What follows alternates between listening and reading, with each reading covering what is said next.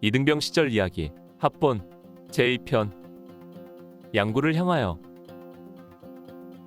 그동안 올린 이등병 시절 이야기를 주제별 합본으로 올려드립니다. 이등병 시절 합본 제2편은 103보 충대 생활, 소양강 등 춘천 103보 충대를 거쳐 소양호를 건너 양구까지 이르는 이야기입니다. 이등병 시절 네 번째 이야기 7076 부대를 향하여. 밤 10시에 출발한 열차는 밤새 달리고 또 달렸습니다. 열차 객실의 앞뒤는 호송병이 자리 잡고 앉아 있었지만 가끔 한 바퀴씩 둘러볼 뿐 우리를 심하게 통제하지는 않았습니다. 그렇다고 해서 웃고 떠들거나 옆 사람과 마음 놓고 대화할 수 있는 분위기도 아니어서 우리는 그저 눈을 감고 잠을 청할 뿐이었습니다. 굳게 쳐진 창문 커튼으로 인해 밖은 전혀 볼 수 없었고 설사 볼 수 있다 하여도 캄캄한 밤중에 어디가 어딘지 가늠하기도 어려웠을 것입니다. 열차는 가끔 어느 역에서인지 정차했다 다시 출발하곤 했습니다. 우리들은 앉은 자리에서 거의 꼼짝 안 하고 얼핏 잠들었다 깨곤 했지만 불투명한 앞날 어디로 가는지 향방조차 모르는 상황에서 깊은 잠을 이루는 사람은 거의 없었습니다. 얼마나 달렸을까? 도대체 시간을 가늠할 수 없이 그저 지루하고 긴 열차 여행을 했습니다. 아마 내 일생에 가장 재미없이 보낸 열차 여행일 것입니다. 1981년 1월 17일 아직 어둠이 가시지 않은 새벽이었습니다.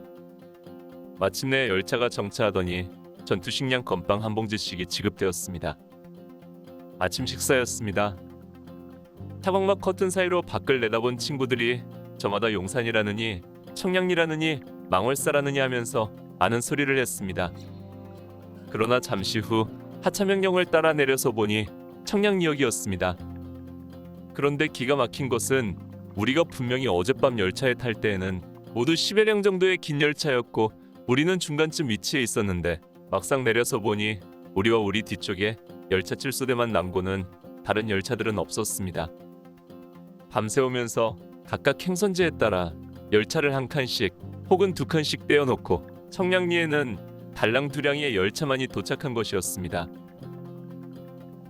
우리는 다시 경춘선 열차의 맨 후미에 달린 두량의 군용열차로 갈아탔습니다. 우리를 이곳까지 호송한 호송병들은 우리를 또 다른 호송병들에게 인수인계했고 우리는 새로운 호송병들의 통제를 받으며 경춘선 열차에 탑승했습니다. 이제 우리의 행선지는 확실히 밝혀졌습니다. 바로 춘천 103보 충대인 것입니다. 이는 앞으로 자대 배치가 아무리 잘 된다 하더라도 강원도는 벗어날 수 없다는 뜻이기도 했습니다. 입대 전에 군대 다녀온 사람들의 이야기를 종합해보면 강원도는 가장 고달픈 군 복무지역이었습니다. 그래서 강원도로는 가지 않기를 바랐는데 이제 강원도가 나를 부르는 것입니다. 경춘선 열차는 산과 눈만 보이는 낯선 동네로 우리를 싣고 달렸습니다. 이 열차는 차광막이 없어서 우리는 차창 밖의 풍경을 보며 갈 수 있었습니다. 차창 밖에 다가오는 풍경은 연무대 훈련소에서 보았던 그것과는 너무도 다른 설국의 풍경이었습니다.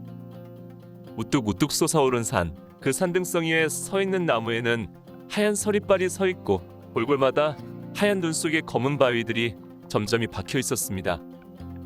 산자락을 따라 기차는 터널도 지나고 다리도 지나면서 오솔길 마냥 나 있는 철길을 달렸습니다. 춘천에 도착했을 때는 이미 날이 훤히 밝은 뒤였습니다. 역사 안에 있는 시계는 오전 8시를 가리키고 있었고 우리는 어젯밤부터 10시간 동안 기차를 타고 온 것입니다. 우리는 역전광장에 집합하여 인원 파악을 한 뒤 대기하고 있던 군용 트럭에 올라탔습니다. 난생 처음 와보는 낯선 동네에서 역시 처음 타보는 군용 트럭이 앉아 또다시 알지 못하는 곳으로 덜컹거리며 실려갔습니다. 함께 탑승한 호송병은 어쩌면 연무대나 이곳이나 똑같은지 지금부터 반동간에 군가한다. 군가는 멸공의의 뿔. 군가 시작. 우리는 정말 내키지 않았지만 악다구리하는 호송병이 외침에 목청을 도두어 군가를 불렀습니다. 이제는 어떻게 하는 것이 우리를 편하게 하는 것인지를 잘 알고 있는 이등병이었습니다. 7076 부대. 그 당시 흔히 말하던 103보 중대라고 불리는 부대입니다. 육군 제1야전군의 병력 수급을 책임지는 보충 부대인 것입니다. 그 정문을 통과하면서 나는 제1야전군의 일원으로 다시 태어나는 것입니다. 부대의 막사 앞에서 하차하고 인원 파악을 했습니다. 이때 둘러본 부대의 모습. 키 큰 미루나무 가지마다 앉아있는 하얀 상보대. 그 가시 같은 서리빨들이 모두 침이 되어 내 가슴을 찌르는 듯 했습니다. 코끝을 베어갈 듯이 매섭게 부는 바람 역시 강원도의 매운맛을 보여주고 있었습니다. 아, 앞으로의 내 행로는 어찌 될 것인가. 강원도 바람만큼 매서운 기관병들의 통제를 따라 내무반으로 들어가면서도 내내 그 생각뿐이었습니다. 이등병 시절 5번째 이야기. 103보 충대 생활. 1981년 1월 17일 토요일. 공구시가 채 안 된 시간. 우리는 춘천 103보 충대에 도착하였습니다. 넓은 연병장을 중심으로 삼면이 막사와 기타 건물들이 늘어서 있고 연병장 저편은 높은 담으로 둘려 있었습니다. 연병장 둘레에는 미루나무가 높게 서 있었으나 겨울인지라 가지만 앙상하게 남아있고 그 가지마다에는 어김없이 상보대가 하얗게 피어 있었습니다. 막사의 뒤편으로는 헬기가 있는 항공대였습니다. 보이는 것이라고는 오로지 군인에 관련된 것만 있는 그런 곳이었습니다. 우리는 다시 집합하여 인원 파악을 하고 소대 편성을 했습니다. 별다른 기준 없이 그냥 서 있는 대로 인원을 끊어 인원만 맞춰 내무반으로 들여보냈습니다. 내무반에 들어가 보니 엄청나게 큰 내무반이었습니다. 인솔자의 말로 200명이 사용할 수 있는 내무반이라는데 정말 그 말이 맞는 것 같았습니다. 내무반 안에는 군데군데 흑벽돌로 만든 커다란 구조물들이 있었는데 빼치카라는 난방시설이었습니다. 논산 훈련소에서 보일러 스팀 튜브만 부어온 나로서는 빼치카는 처음 보는 신기한 것이었습니다. 기관병들은 그 위에 군화도 올려놓고 양동이에 물도 담아 올려놓고 배우고 있었습니다. 우리들은 편의상 소대로 나누었지만 한 내무반에서 생활하게 되었습니다. 점심 식사는 별도의 건물에 있는 식당에서 했습니다. 훈련소에서는 내무반에서 식사당번이 타다 놓은 식사를 했는데 이곳은 우리가 가서 식사를 하더군요. 식당 앞에는 식기를 닦을 세척장이 있었는데 바닥은 온통 빙판이었습니다. 겨우 나오는 차가운 물에 맨손으로 식기를 닦으려니 손끝이 아리도록 아팠습니다. 그때서야 우리는 연무대 훈련소가 얼마나 따뜻하고 조건이 좋은 곳인지 알 수 있었습니다. 오후에는 내무반과 부대의 연병장 등을 청소하고는 그 이후부터 자유시간이었습니다.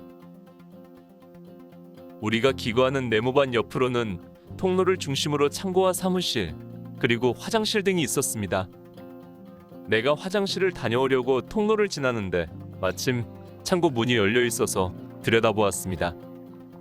그곳에는 많은 물건들이 쌓여 있었는데 자세히 보니까 모두가 신병들이 입대할 때 가지고 들어온 물건들이었습니다.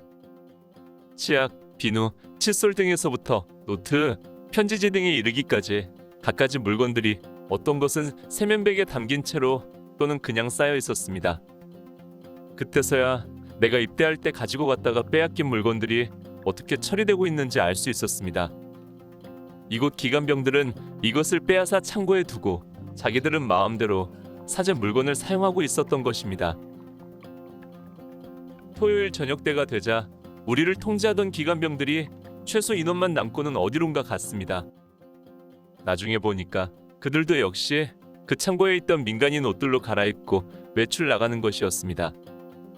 청바지에 자켓을 걸치고 모자를 눌러 쓴 모습이 영락없이 당시 좀 껄렁거리는 젊은 청년들 모습 그대로였습니다. 그들은 그런 모습으로 춘천 시내에 나가 다방에도 가고 술집에도 갔다가 돌아온다는 것이었습니다. 1월 18일은 일요일이었습니다. 아침 식사 후에 식기세척대 주변에 얼음을 깨는 사역을 하고 내무반에 있는데 기관병 한 명이 오더니 기독교 신자 집합을 외쳤습니다. 아, 여기서도 교회에 가는가 보다 생각하고 나갔더니 나를 포함해 10여 명이 집합을 하더군요.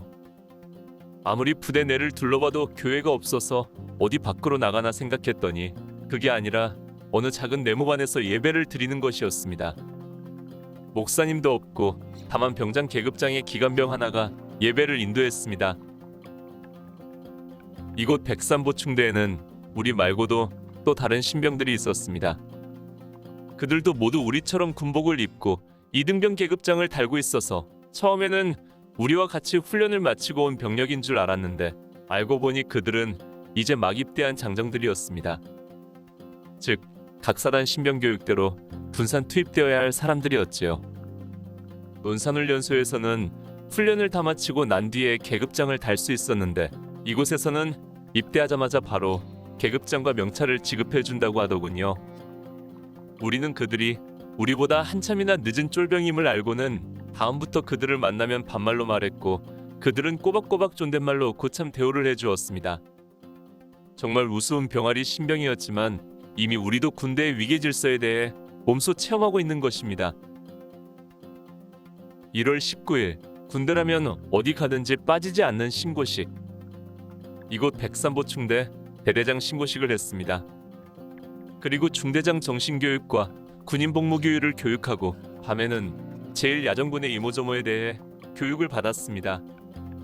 이제 내일이면 다시 분류하여 제1군 예하의 각 부대로 자대 배치된다고 하더군요. 과연 나의 종착지는 어디가 될 것인가? 이등병 시절 6번째 이야기. 소양강 1. 1981년 1월 20일 화요일 아침 식사를 마치자마자 집합 명령이 떨어졌습니다. 우리는 따블백을 메고 3일간 묵었던 네모반을 뒤로하고 연병장에 모였습니다. 연병장 뒤편에는 관광버스와 군용 트럭들이 수십 대 줄지어 서 있었습니다. 오늘 배출될 우리들을 태우고 갈 차량들이었습니다. 나는 그 차량들을 보면서 왠지 관광버스를 타고 가고 싶었습니다. 군용 트럭보다는 관광버스를 타고 가는 것이 군 생활이 수월할 것 같다는 생각이 들었기 때문이었습니다. 백산보충돼 있는 동안 우리들은 앞으로 우리가 배출되어 정착하게 될 자대에 대하여 많은 이야기를 들을 수 있었습니다. 대체로 군 생활이 쉬운 곳은 1군 사령부나 2군단, 3군단 사령부, 그리고 동경사나 기타 기행부대들이고 힘든 곳으로는 교육사단인 2사단, 11사단, 27사단 등이라는 것입니다. 이런 이야기는 대체로 보충대에서 근무하는 기관병들의 입을 통해 나오는 것으로 신빙성이 있었으므로 그 이야기들을 통해 우리는 가고 싶은 부대와 피하고 싶은 부대를 마음속에 그려보곤 했습니다. 나 역시도 힘들다는 2사단이나 11사단 같은 곳을 최소한 피하고 싶은 마음이 간절했습니다. 우리가 집합을 마치자 다시 대대장에게 배출 신고를 하고 간단한 훈시를 들었습니다. 그런 다음 기관병 하나가 우리를 통제하며 배출 업무를 시작했습니다.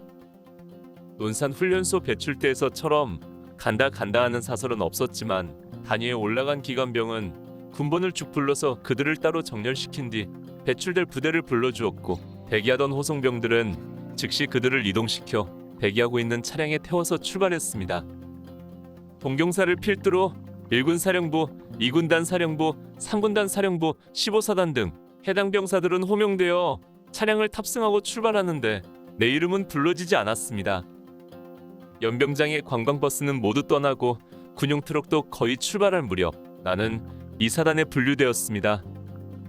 어찌 이런 일이 있단 말인가?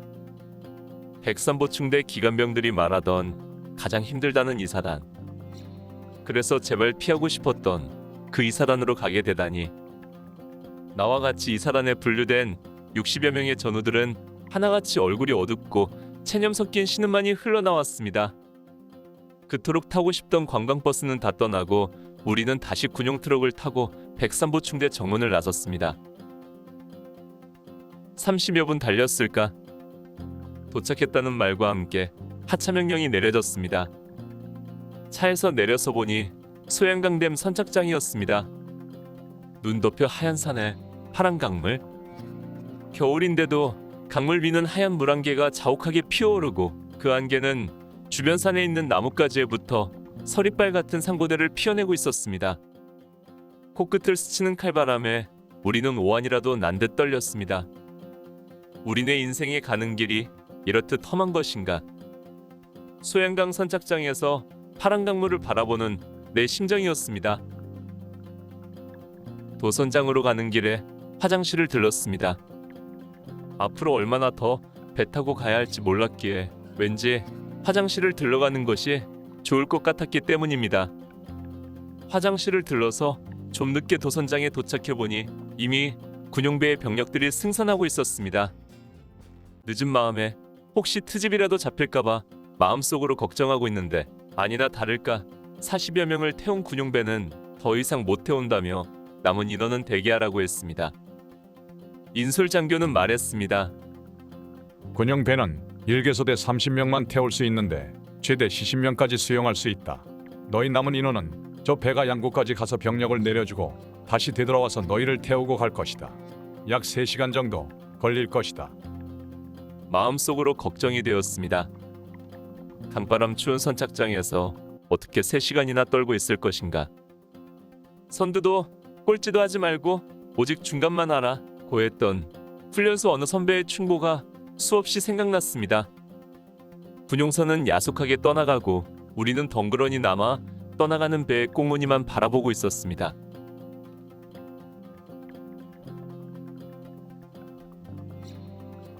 이등병 시절 7번째 이야기. 소양강 1. 이사단에 배속된 60여 명의 신병 중에서 40명이 먼저 군용배로 떠나고 나서 남은 20여 명은 차가운 강바람 속에서 더블백을 들고 정렬하여 대기하고 있었습니다. 이 추위 속에서 3시간을 어찌 견딘단 말인가. 생각할수록 속상했습니다. 매도 먼저 맞는 것이 낫다고 어차피 고생할 바엔 먼저 가는 것이 좋았을 것을 왜 화장실에 들르느라 늦어서 저 배에 타지 못했단 말인가. 속으로 원망하며 추위 속에서 떨고 있는데 10여 분 후 어딘가를 다녀온 인솔 장교가 우리를 집합시키더니 말했습니다. 너희는 오늘 재수 좋은 날이다. 너희가 군용선을 타고 가면 너무 늦어진다고. 남은 인원은 민간인 배를 타고 이동하라는 명령이 내려왔다. 앞으로 20여 분 뒤에 민간인 배가 출발한다. 너희는 그 배를 타고 들어가게 될 것이다. 갑자기 모든 상황이 역전되었습니다. 정말 기분이 좋았습니다. 인간의 생각이 얼마나 약삭빠른지 조금 전 스스로 원망하고 자책하던 것들이 일시에 날아가는 것 같았습니다. 내 인생에서 소양강 도선장 화장실에 들렀던 일이 가장 잘한 일처럼 생각되었습니다. 무엇보다도 기대되는 것은 민간인들과 함께 자유스러운 분위기에서 갈 수 있다는 것이었습니다. 내가 입대하고 훈련받고 지내는 동안 오로지 군인들만 보고 만나고 생활한 지 한 달 반. 우리들은 민간인들을 사제인간이라고 불렀습니다. 그런 사제인간들과 함께 배를 타고 간다는 것이 너무도 기대가 되고 좋았던 것입니다. 마침내 군용선과는 비교도 할 수 없이 날렵하게 생긴 민간인 여객선이 도착하고 우리는 민간인들과 어울려서 함께 탑승을 했습니다. 자리가 부족해서 우리는 앉지는 못했지만 별 통제 없이 민간인들과 섞여서 편하게 서서 갈 수 있었습니다. 승객들은 대부분 어르신들이었고 간간히 군인들도 있었습니다. 휴가나 외출 등에서 복귀하는 사람 같았습니다. 일부 어르신들은 우리들에게 고향 등을 물어보았으나 대부분은 그냥 무관심했습니다. 아무래도 군인들을 많이 보고 생활하기에 그런 것 같았습니다. 우리가 탄 이 배는 쾌속선이었습니다. 소양강 선착장에서 양구 선착장까지 30분이면 간다고 했습니다. 정말 배는 소양호 물 위를 스치듯 빠른 속도로 달려갔습니다. 얼마쯤 가니 우리보다 30분 앞서 출발한 군용선이 통통거리며 가고 있더군요. 나는 창문 곁에 서서 밖에 펼쳐지는 풍경들을 바라보았습니다. 창문으로는 그 끝을 볼 수 없을 만큼 높은 산들이 이어지고 급경사를 이룬 산자락에는 하얀 눈 사이로 장가지가 많은 나무들이 빽빽했습니다. 그 나뭇가지마다에는 역시 하얀 상보대가 꽃처럼 피어 있고 간간히 비치는 햇살 아래 반짝반짝 빛났습니다. 민간인의 눈으로 보면 다시 없을 멋진 풍경이었지만 저 속에서 군 생활을 해야 한다고 생각하니 가슴속까지 서늘해지는 느낌이었습니다. 우리는 마침내 양구 선착장에 도착하였습니다. 배에서 내린 민간인들은 제각각 버스를 타고 떠나갔지만 우리는 또다시 30분 이상을 추위에 떨면서 뒤따라올 군용선 병력을 기다려야만 했습니다. 양구 선착장 주변의 풍경은 춘천이나 소양강 선착장과는 또 달랐습니다. 경사도 7,80도 되어 보이는 산, 그리고 눈, 산 위에 나무마다 피어있는 상고대, 해부를 비수같이 찌르는 추위. 이 풍경과 이 상황이 이제부터 3년 동안 내가 짝하여 감내해야 할 조건들인 것입니다. 참으로 암담한 생각밖에 들지 않았습니다. 마침내 군용선을 타고 온 병력이 도착할 때쯤 다시 군용차 세대가 오더니 우리를 태웠습니다. 나중에 들으니 다른 병력들은 양구 선착장에서 배에서 내려 오리걸음으로 차량 탑승 지점까지 올라갔다고 하던데 우리들은 날씨가 너무 추워서인지 별다른 제재 없이 차량을 탑승했습니다. 군용선을 타고 온 병력들은 이곳까지 오는 1시간 30분 이상의 시간을 고통의 시간으로 보냈다고 하더군요.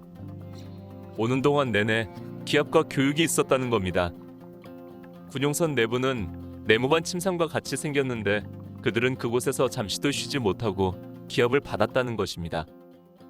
그들이 겪은 기합은 쥐잡기와 호환의 수류탄이라는 것이었습니다. 이 기합에 대해서는 다음에 다시 말하기로 하겠습니다. 나는 그들의 이야기를 들으면서 그 배를 타지 않고 민간인 배를 타고 온 것이 얼마나 다행이었는지 하나님께 감사를 드렸습니다. 우여곡절을 겪으며 마침내 도착한 양구 땅. 생전 처음 밟아본 미지의 땅에 내 청춘의 가장 아름다운 시기 한 자락을 바치도록 부름받고 이제 막 도착한 이 몸. 과연 내 앞길은 어찌 될 것인가? 오늘 추억 여행에 함께 해주셔서 감사합니다. 다음 이야기를 기대해 주시고 구독과 좋아요 부탁드립니다. 당백